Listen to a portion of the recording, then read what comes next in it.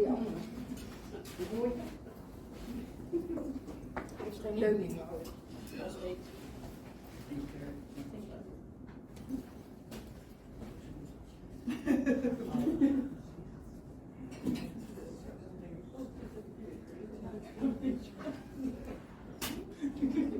Klaar, ja. Okay. Welcome everybody. I have to wake up a little bit after last night. Welcome with the workshop from Brett. I just heard he has been given a sign language name. Brett. So, he has a Dutch name now. I just got noticed by the interpreters, we only have one screen with the subtitles, so if you need a tablet, just tell us they have extra tablets if you are over there and have trouble seeing the subtitles. Bert is going to give us a lecture about how we, people with cochlear implants, most of us have some trouble hearing music, appreciating music. We already saw Brett in action Friday night, at least some people here.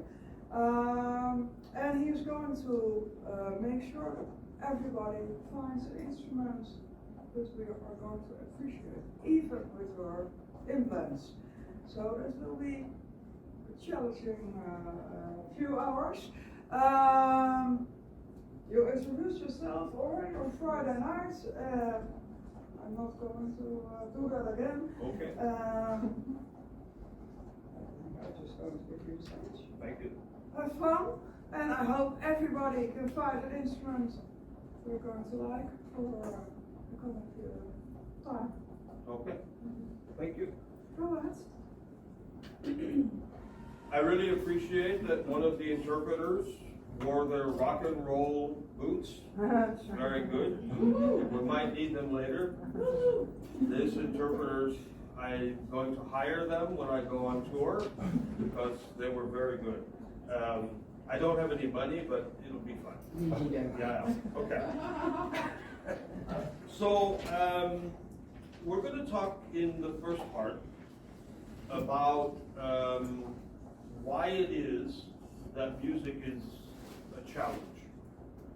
Some of it's a little technical, but I'm going to try to make it understandable. If you have questions during please just raise your hand. We'll stop. We'll make sure we're all understanding.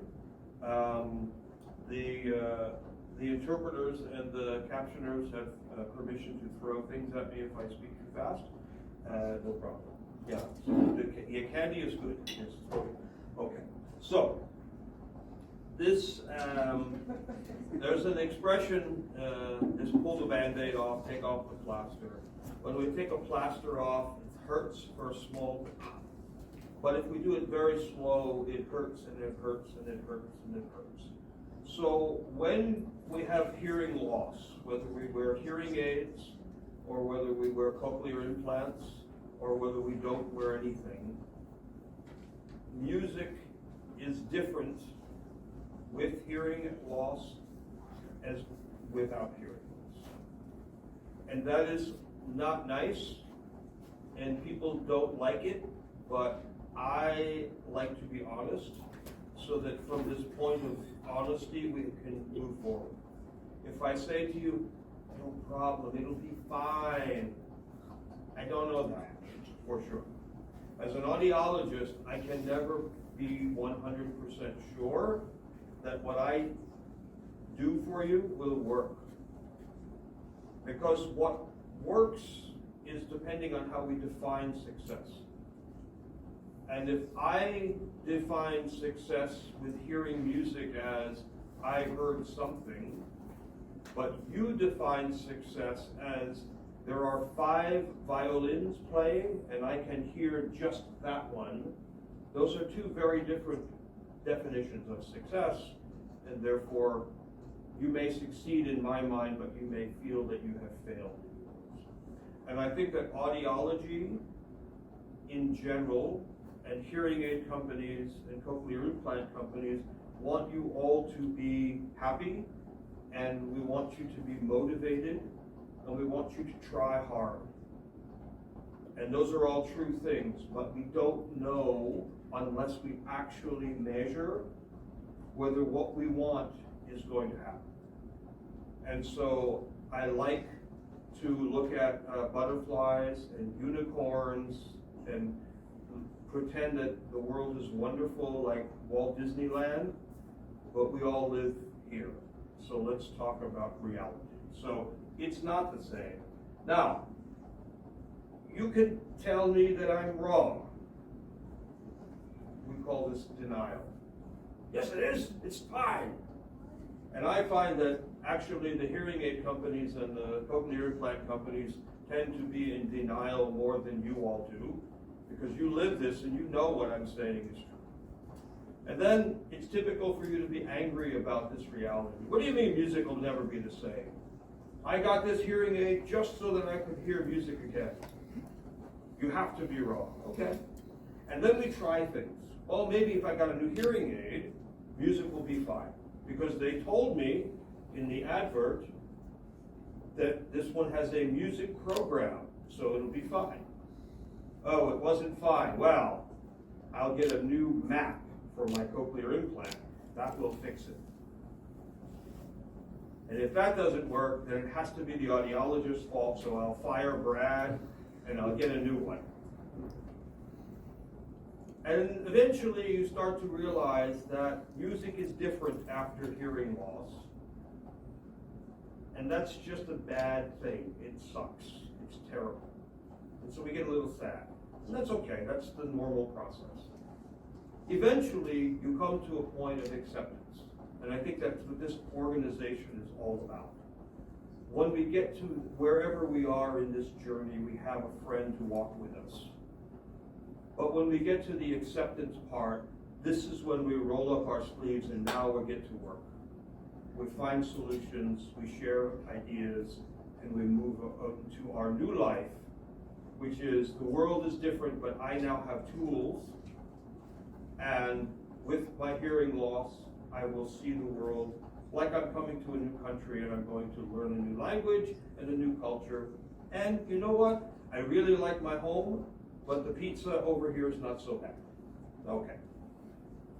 I'm from New York, so all the pizza is bad compared to ours. But you know what? It's still pizza, so I'll take it. All right. So why is it that music is a challenge for us?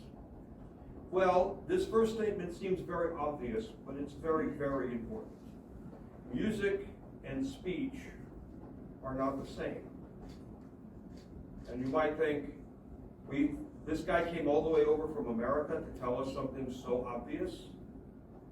But the problem is that hearing aids and cochlear implants were designed to let you hear speech. That's their primary purpose. Now, some of the sounds of speech are also some of the sounds of music, and so you can hear music with a device that was designed for speech, but the limitations of the device for speech may impact certain music, so we have to think about this. If you're still wearing hearing aids, how many people are still wearing hearing aids? 1, 2, 3, okay. And the rest have cochlear implants or nothing? Okay.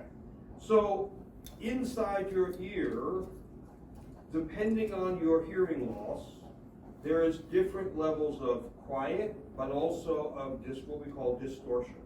So a sound is not pure anymore. It's a little bit fuzzy. It's hard. It's like if you need eyeglasses and you take your glasses off, there's still a lot of people here. I think that's Robert, but I'm not sure. Oh, there he is. Okay. So, unfortunately, my hearing aids are not like my eyeglasses. We all know this. And so inside my eye, there might be a change that no matter how strong or thick my glasses are, it's never quite clear. Okay? The hearing aid or the cochlear implant that we wear may have limits to what it can respond to. you all have different experiences with music. If you just listen to rock and roll when you had some hearing and now you don't hear so much, that's one experience. If you're a classical violin player in a conservatory and then you lost your hearing, that's a different experience. And so your background, your memories, your knowledge of music will impact how well you can then move past your hearing loss and use the new tools to appreciate music. And instruments are not all the same, which is the whole purpose of this little guy here, which we'll talk about in a moment. Okay, so if I create a small amount of sound with my voice, it has a pattern that looks kind of like that. And if I create the same note, so if I sing, ah, I don't sing well, but I like singing for hard of hearing people because it doesn't matter how bad I sing. They never complain. They never complain. Maybe my battery needs to be adjusted. I don't know. But this is a sample of but if I play the same note, the same frequency, the same pitch, with a musical instrument, I see this. Now, you don't have to be an electrical engineer to notice that the shape and size of the blue part is different than the shape and size of the red part. If I made a piece of technology to accurately reproduce the blue part, and then I gave it the red part, it's reasonable to assume that there might be some difference in how those two sound. In particular, notice how much higher and lower the red part is. We call this the envelope of the sound. And in early hearing aids, particularly early digital hearing aids, that had a problem because if you made all of the sound in the hearing aid, the battery would last 5 hours. Most people would like to not change their hearing aid battery every 5 hours. And so they said, well, how can we make it more efficient? And so then the engineers said, well, even though we can represent this, speech is only here. So we will limit the processing due to speech. And then it will be an 18-hour battery. Okay, I can live with that. However, then you give it music and the hearing aid has to squish it down. And when we squish it down, we make distortions. So the biggest problem we have is that we're trying to listen to something that the device was not necessarily designed for. The other problem we have, this is not an issue with cochlear implant users, but with hearing aid users, the more hearing loss you have. So when you look at your hearing graph, the more on the bottom, the lower the lines are, the more your ear is blurry like my glasses are. So if we look at the green line here, if I had normal hearing, no hearing loss at all, and somebody played this one note on the piano, I would hear one note. Okay, that makes sense, right? That's why the piano has all those keys. But if I have a very mild hearing loss, I just barely need hearing aids. Even with that, if I play this note, or this note, or this note, they all sound kind of the same. Because the part of my ear that translates vibration to pitch is gotten a little blurry. And if I need a cochlear implant, or I have a severe hearing loss, then all of these notes may sound the same, and they might not sound like any of the notes that I actually pressed on the piano. So I have a small demonstration of this. The beamer makes it a little more distorted, which for this demonstration is actually good. So if I have pretty good hearing, I can, well, okay, I guess I have bad hearing. That's the bad one. I was trying to do the good one. Here's the good one. One sound, not too bad. Bing. But if I have a mild hearing loss, not so good.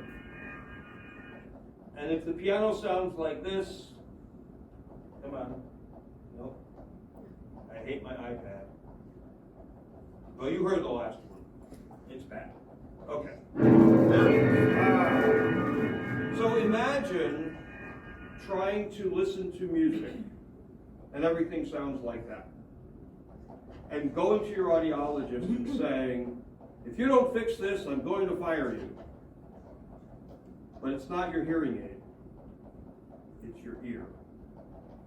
When your hearing gets this distorted, this is when we want to talk about a cochlear implant. Because the cochlear implant takes all of that away and we start fresh. But that's got other problems. We're going to talk about that in a second. Okay. Now, the hearing aids and the cochlear implants are digital devices. Sound in the world, my voice, is what's called an analog event. My voice is creating pressure, which is pushing air molecules towards you. So there's an energy wave coming towards you. And without hearing loss, your eardrum will vibrate, and your inner ear will convert that to a signal that your brain will understand as this American guy talking too much. But if you have a hearing aid or a cochlear implant, there's a microphone or two or three, and the microphone vibrates and converts it to an electrical signal. And then the system has to decide how much of that sound is important. And remember the blue and the red. If it's getting into the red, the hearing aid or the cochlear implant will limit or reduce the size of the signal so that the computer doesn't have to work so hard.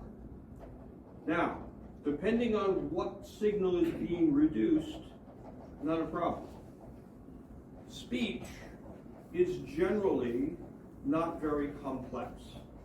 The sounds of speech are pretty simple in their construction, and there's a lot of repetition. And if I'm talking about coffee, and you don't really understand the word, I say coffee, but you hear yark yark, and I'm holding coffee, you go, oh, I have context. I can make sense out of missing information because I've heard that over and over and over and over again. And so if I distort it a little bit, it's not such a bad impact. But with music, sometimes it's less repetitive, and you need smaller pieces of information. Now, all cochlear implants and hearing aids and bone anchored everything can handle speech, no problem. Again, they were designed for that. Some of them handle almost all of music. Some of them handle all of certain kinds of music. Some of them handle most of nothing. So it's very much a variable situation. So I've gone through and I've contacted each of the major manufacturers of hearing aids and cochlear implants. And I said, what is the point at which your device begins to squish input sounds? And they all said, what are you talking about? And I said, let me talk to an engineer. And I called the engineer, and they gave me the information. So I'm going to give you some helpful hints on that. And it's not a problem of programming if the issue is the limit, because that's a hardware problem. But there are some improvements, and since about 2017, the hearing aid companies and the cochlear implant companies have been able to balance more efficient battery use with opening up that envelope a little bit. So it's getting better. Or in more realistic terms, it's getting less bad. This is the key. Okay. So, in the software side, there's a million things I could do to improve your hearing with music, if the manufacturer would let me do it. But there's a lot of capability in the hearing aid, and I only get to do some of it in my software. So part of it is a limitation of what I have access to. And also, there has been a trend in the last few years that you should only have one program in your device, and it should be automatic. And don't worry, the manufacturer will know what's happening in your world, and it will set it for you. Now, if you've worn hearing aids for a long time, you're like, I have 12 programs, get out of my face, I know what I'm doing. But new users are often provided with one automatic program, and it is optimized for speech understanding. The manufacturers are getting more pressure from younger users to make music more of a priority. So these automatic programs now have a slot for music, but it's not all music. It's a very specific definition of music. We're going to talk about that a little bit more. The other really nice thing is, prior to a few years ago, I'm going to pick on Robert because I know a little bit about him. He plays the piano, and if he says to me, you know, Brad, the cochlear, they're fine, I'm doing well, I'm understanding well, but when I'm playing my piano, I have some problems here. I said, oh, okay, I know how to fix that. He's in my office. His piano's at his house. Does anybody see a problem? Because unless I have his piano in my office and I have a room exactly like his room with his piano, I'm going to make a lot of guessing. However, now we have remote care for all hearing aids and many cochlear implants. So we could set up a remote call where Robert can be in his home with his piano, and I could be adjusting his whatever based on what's actually happening in the real world. This is particularly important for musicians who still perform, because I can do an adjustment in different concert halls or whatever. I can't promise I'll fix it, but at least I don't have to get dressed to go. I can just turn off my camera and wear my pajamas and everybody will be happy. Okay, so the other problem we have is that each one of you, and I would argue each one of your ears, is a different pattern of hearing. And based on that, your ability to deal with music, which is a more complex signal than the speech your hearing device was designed for, is going to be hard for us to estimate. Well, you have this shape of hearing, boom, you need this music program. Because it's, for me, not so much about where the X's and the O's are. That's interesting. That's how loud do I have to make it. What's really interesting to me is how well do you understand words?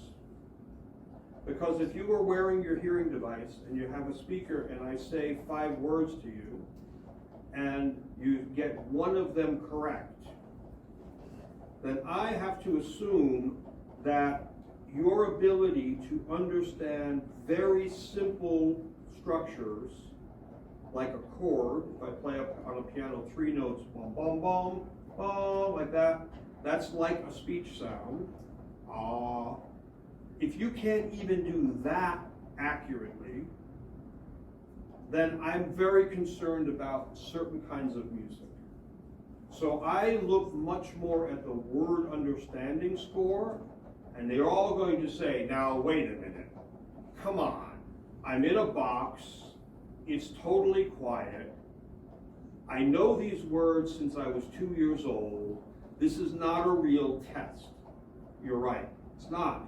But at least I can make some assumptions about the accuracy of your hearing system from that very simple, very unrealistic test. So I use that as a starting. If somebody says to me, I want to hear 12 violins, each playing a different part, and they can understand 1 out of every 5 words in that perfect environment, we're going to have a conversation about expectations.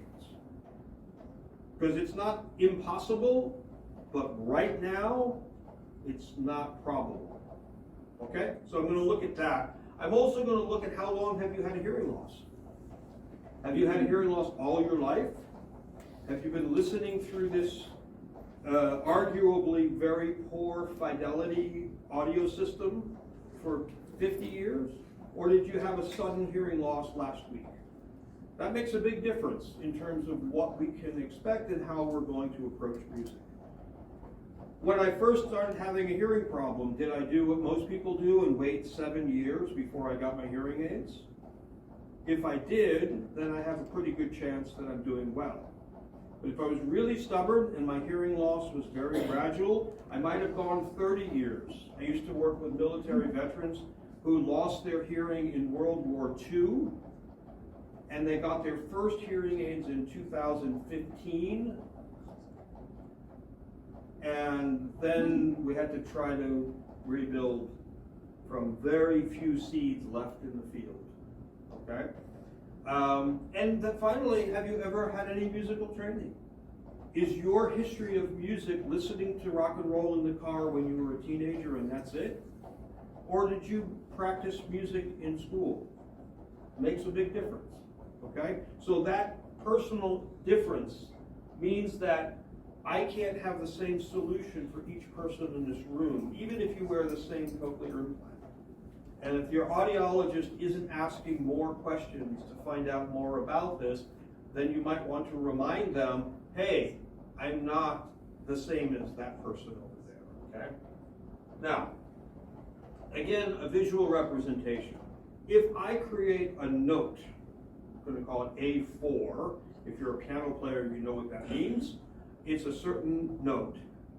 And I make it with my voice, and I make a graph of that. It's going to look like this.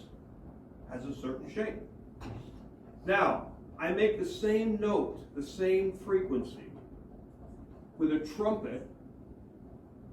It looks very different, doesn't it? And each of these lines is where is the energy? Where is the sound energy? And the synthesizer looks different as well, as does the cello. So it's very possible that because of the individual shape and accuracy of your hearing, that you hear a trumpet quite well, but you don't hear a human voice well. That would be pretty odd, because usually you hear the voice better. But if you look at the shapes, these two are kind of similar, but different in the size. And these two, even though this one has no ups and downs, it's pretty similar how tightly packed those energy bands are. So if your hearing device has 24 different adjustments available to me, and you have a problem hearing this, but I don't have an adjustment except for here and here, I might have a problem helping you hear that. So it's really important for music that we actually dig down into what are you trying to listen to? Let's measure what does that look like in terms of energy, and then let's put that on top of your hearing graph, and then we'll also take into account how accurately you can hear. Because if you're only hearing from that one slide with the piano, everything on the left of the piano is all the same. It doesn't matter how many adjustments I make in that band, it's still all going to be very muddy. So we need to be asking our audiologists maybe to take a course on the weekend to learn a little bit more about physics. Because unfortunately, having taught at 3 universities, we don't teach audiologists physics. That seems very strange, but we don't do it. We also don't teach audiologists music. And you already know we don't teach audiologists sign language. So it's kind of crazy. But anyway. Oh, shush. I'm gonna. Yeah. Okay. So how are we going to fix this? Well, one way we fix it is we understand the limitation of the hardware we have, and we make the world not fight with the hardware. Another way we can change things is we can move around the room a little bit differently if you're playing music. And sometimes upgrading your hearing technology is a good idea. I'm not a proponent of buy a new hearing aid and that will fix it, unless I can actually demonstrate that it might fix it. Okay, so. There's a woman outside the door who's asking, can I come inside? Yes. I still want to see this. Yes.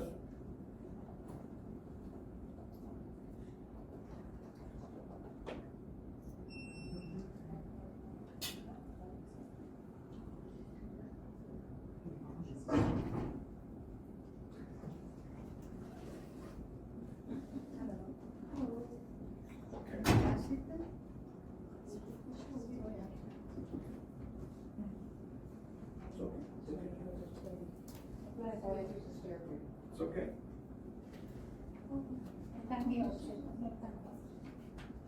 Don't worry, the examination, the test is only on the first 10 minutes, so you're fine. Okay, so when I evaluate a situation like music, I want to make a measurement of the sound. And to do that, we use something called a sound level meter. Now, 10 years ago, you would need to spend $5,000 and buy a very specialized piece of equipment that would come in a big case with foam inside of it and all of that. Does anybody have a smartphone? Okay, you have a sound level meter. There are 100 free sound level meter apps out there. They don't have to be perfectly calibrated to do what we're going to do. It's basically just a way to measure how much sound is happening in the environment. So really, the problem we're trying to address is, I'm wearing some piece of hearing technology, hearing aid, cochlear implant, whatever. It is most probable, if I'm having problems with music, that part of the problem is my hearing technology is squishing or limiting input at certain sounds. So, if I go to karaoke and it sounds very hard to hear, it was loud last night, that's why I left. No insult to you, but I didn't want to be a member of this association by necessity next year. So, but if you're having problems hearing, or you're at church and it sounds, it's very easy to then have this app and make a measurement. I usually sit here, and when I hear the organ here, it's 110 decibels. But it sounds funny. Okay. I'm going to next week move back one row. And now it's 109 decibels, and it sounds a little less funny. I'm going to tell the priest before I start this experiment, by the way, don't worry, I don't think you have bad breath. I'm making an experiment for my hearing. I go back 2 more rows, it's now 99 decibels. And it sounds very good. It's less muddy, it's less, That's my magic number, 99. So now, anytime I want to listen to music, I just have to adjust my position to the music until it's no more than 99. Or I adjust my stereo, and that will reduce how much my hearing system interferes with the music. It's not a perfect solution, but it gives you some control. Isn't that nice? You have some control over your hearing. That'd be kind of nice. And this is a very simple way for you to find what we call the sweet spot in any listening environment. Now, how many people here play music themselves? They create music. Okay. So it's the same, it's really the same idea. If you're listening to live music or if you're playing music, the source, the distance between you and the source of the music, whether it's a speaker or a trumpet or a vocalist or a pipe organ, the farther you get away, the softer the sound will be. And an interesting thing happens. If you're 1 meter from a sound, and you move back 1 more meter, so the distance is now double, the sound is now 1/4 of the energy. So you get more reduction for less movement. So you don't have to sit in the parking lot at church, you can just be in the back row. Okay? And so this little tool, it's free, can give you an ability to make a map in your world to say, when I'm at church, I have to be here. When I'm at the jazz club, I have to be here. If I'm playing music, I have to turn my amp. Did anybody ever see the movie, what was it called? About the crazy musicians.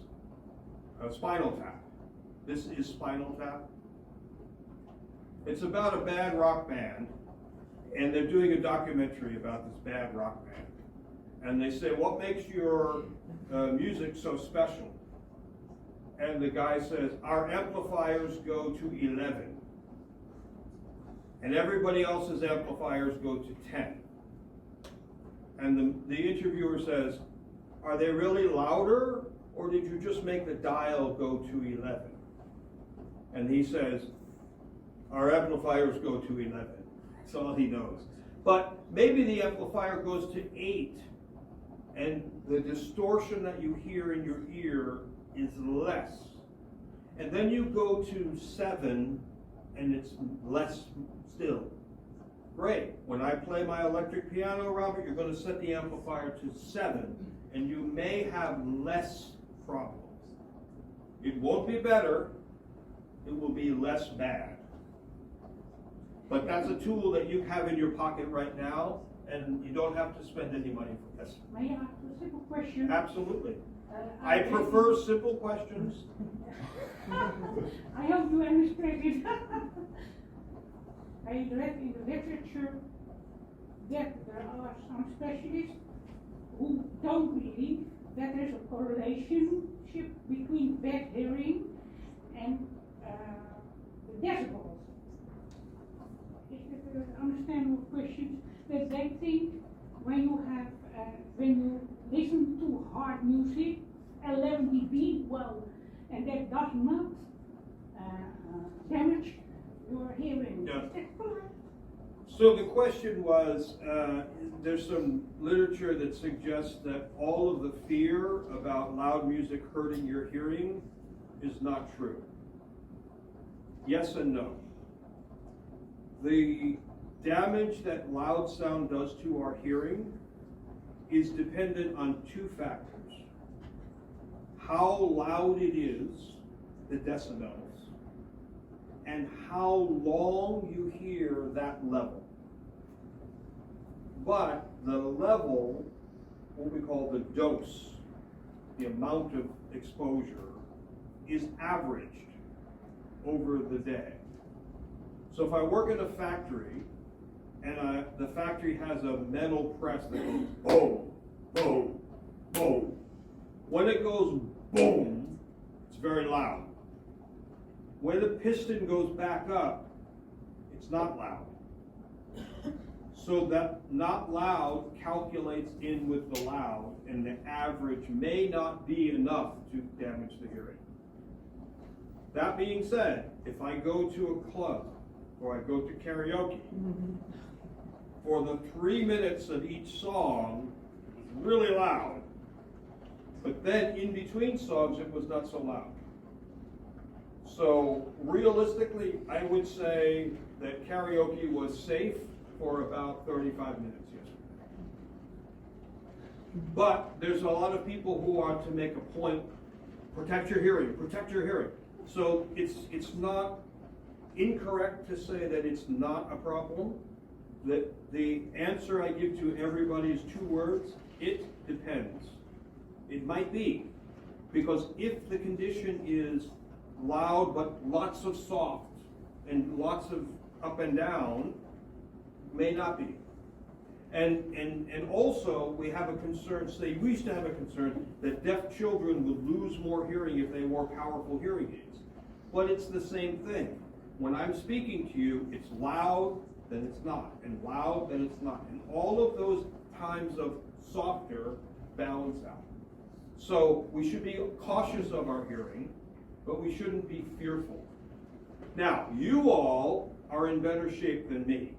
Why? Because your hearing devices have a limiter on the output side as well. So it doesn't matter if I give you 100 decibels, your hearing aid will only put out a certain amount that is decided when you get your hearing aid. They're not hearing protectors, but it's less of a problem. Did I answer your question? Sort of. Yeah, okay. All right. So the workaround with the meter is really the same if you're working with live music as if you're performing as well. All right. We don't have a lot of professional performers here, so I'm going to skip through a couple of these and I'll chat with Robert later. Basically what you're trying to do is, again, make the environment where the sound is coming from the most controllable if possible, right? And so if you have friends who play, say, a regular piano, but it's right next to a window because it's a beautiful view, that sound is going to bounce off the window and it will be harder for them to hear. So if they move the piano to a wall that has a tapestry or curtains that will be absorbed, then you can change that. So I'm happy to have more individual conversations, but I don't want to spend a lot of time if we don't have a. Okay, so now let's talk about hearing aids. As of January of this year is when I called all these companies. Oticon's newest hearing aids, and even going back a few years, until the sound coming in is 113 decibels, it doesn't start to squish. That's pretty good. That's a lot of range. It doesn't mean that the hearing aid will give you 113 dB all the time, and you have to be careful. It means that if I'm singing loud, you can handle it. Okay? That's pretty good. The hearing aid gives me a fair amount of ability to adjust things. And what's really nice about Oticon is even though they don't want me to do it, I can go in and disable all of their new things and make the hearing aids very much like your old hearing aids that you actually like better. So that's good, especially for music. And you have a few controls on your smart app. Not great, but not too bad. Okay. Phonak, also doing quite well, 118 dB. That's good. That's good because when I used to play a regular saxophone, my saxophone in my ear, when I was playing medium loud, was 112, 113 dB. So if I was wearing a hearing aid, and this would be fine. Okay? This is only for the Marvel and Lane. Again, I have a lot of adjustments. I can make the hearing aid not be so smart. You don't have a lot of adjustments.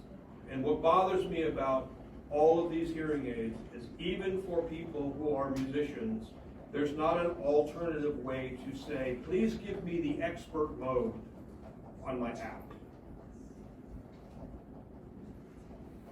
Resound, 116. You're starting to see a pattern here. We're all kind of in the same area now. And the reason is that the microphones can handle anything. They've always been able to handle 120, 125. But the hearing aid companies tend to share some technologies, and the advancements in battery utility and digital processors that now allow us to raise the ceiling are the same for everybody. So they all are using the same tools, which means now they can all have the same things. What do you mean by seating? Sorry. The ceiling is how much sound we allow in before we squish the maximum. Yes, yes. Yeah. Okay. Can you wait one second? Yes. Because I couldn't switch over to Yeah,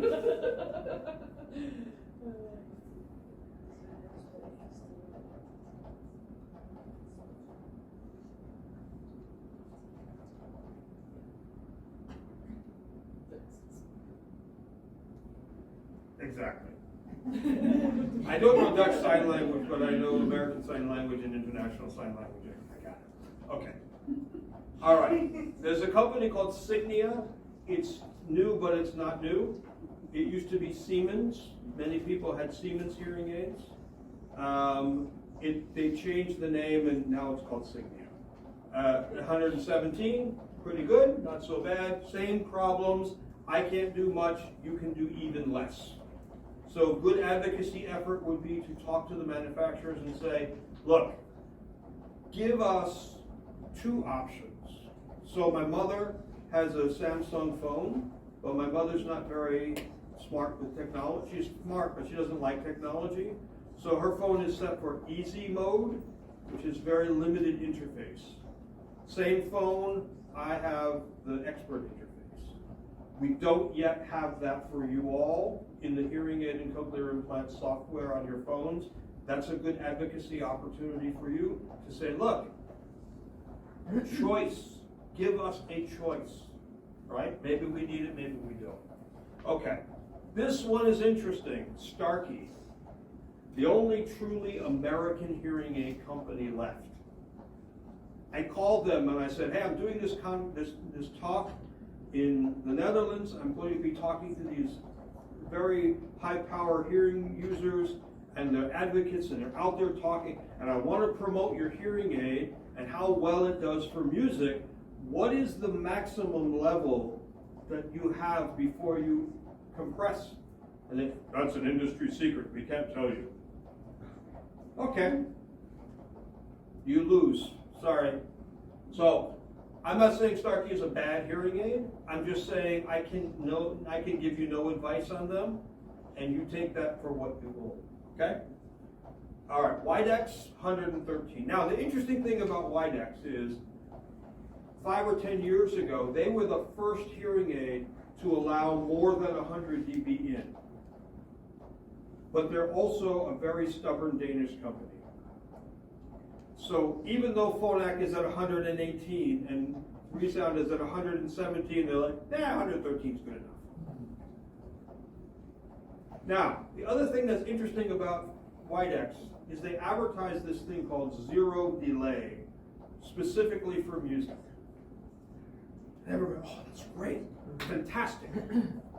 How many people have, if you look at your audiogram, hearing better than 35 decibels without your technology? I've done some. It only works for super mild hearing loss. So the advertisement of this is the best for music is only for the early hearing loss crowd. But they're not very transparent about that. So be careful when you look at these claims about better processing. Ask the question, is that also for severe hearing loss? And then watch their face go, I have to make a phone call. And they call the company. Because most of that stuff that works really well for fidelity doesn't translate, and they don't study you all very much anymore. They study people with minimal hearing loss, because that's the growing market. Okay. Cochlear implants, now we're getting somewhere. Here's the problem with cochlear implants. It's a problem and it's not a problem. In an ear that has no hearing loss, there are roughly 16,000 hair cells that will be able to represent pitch. So you have a very smooth, very detailed ability to hear changes in pitch. Cochlear implants have anywhere between 12 and 22 electrodes. 16,000, 22. It's very, very hard to represent music of certain types with only 22 microphones. If you have an orchestra, and the orchestra has 16,000 members, it's a big choir, it's a big sign language choir, but it's a speaking choir, and you want to make a great recording, you'll put a microphone on every single person. So the sound engineer can very carefully balance everything. If you only had 100 microphones, you would still get a good recording, but if I was singing slightly out of tune and Robert was right on tune and we were next to each other, I might contaminate his recording a little bit. But if I take my iPhone and I stick it in the middle of the stage and hope for the best, it's also going to be less accurate. So, that's not a problem for speech at all, because when we look at a speech signal, 12 is more than we need. Which makes me argue 24 channels on a hearing aid is kind of a ridiculous thing. Because when you have hearing loss and you need a hearing aid, you're back to that bad piano from the earlier slide. I can make all kinds of adjustments, but if my ear can't interpret those adjustments, why are we doing it? So this is not necessarily a problem at all for speech. It is, however, a challenge for music. Now, Advanced Bionics has an interesting technology. I'm not promoting one over the other, but in between their hardware channels, they have a way that they can move the current in a proportional way, and they can make you believe that you're hearing a pitch in between these two pitches. It's called virtual channels or current steering. The clinical trial on it had a professional musician who heard 300 individual pitches. Most people can come up with around 100, which is why they call it high-res 120K. That is sometimes okay, better for music, but we also have hardware limits and input limits that we have to talk about. All right, so Advanced Bionics can handle 118 dB just like the Phonak hearing aid. Why? Because it's Phonak hardware in their processor. So it's the same hardware. They can respond to a pitch as low as 200 hertz, which is about there, up to 10,000 hertz. That's higher than we usually do on an audiogram, but it's not the whole piano. Cochlear, they still never gave me an answer yet. It's probably around 110 dB-ish, but because of the way they program things, the functional range that you have, the difference between your threshold and your comfort level is only at most around 70 or 80 dB. But because it's electrical, it's different. So 188 to 7,938. I said, can't we say 8,000? She says no. 7,900. So a little less than Advanced Bionics, but well more than you need for speech. Medel, a little bit lower on the low end, good for music, potentially, and a little less on the high end. So all in all, they're about the same. They handle speech very, very well. They do okay for music. Now, keep me on time, by the way. 10:30. So is this, we're 9:30 to 10:30, then a break? No.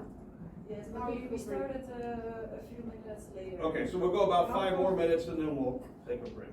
So this is a good stopping. This will be a good point. So you say to me, great, I have this hearing aid, it's new, I have this cochlear implant, it's new, it's good, it's less bad, whatever.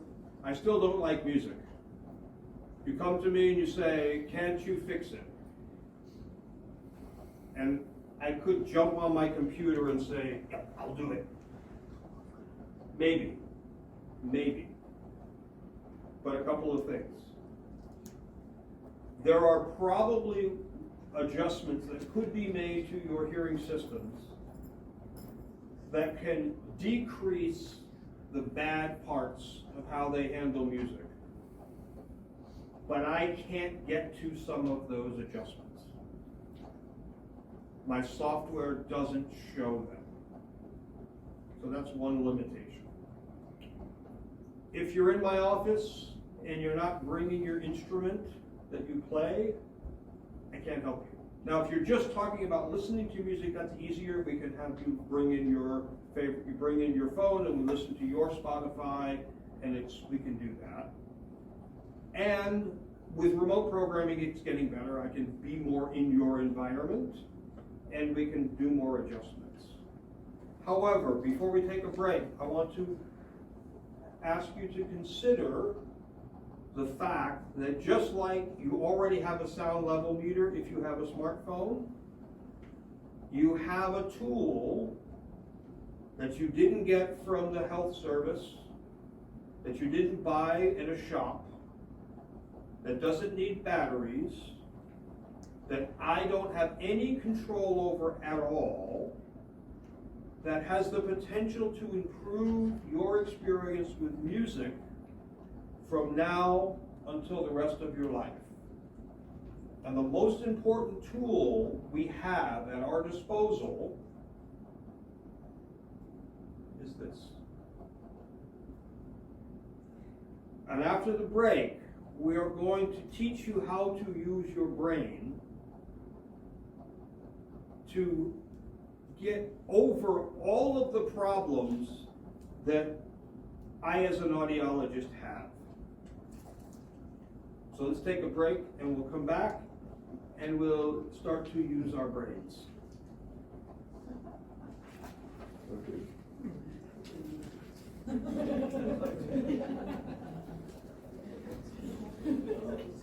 So how long, what do we, it's a half-hour break? Yes. Yeah, so back at 11 o'clock? Yes. Okay. 11 to 12. Okay. Yeah.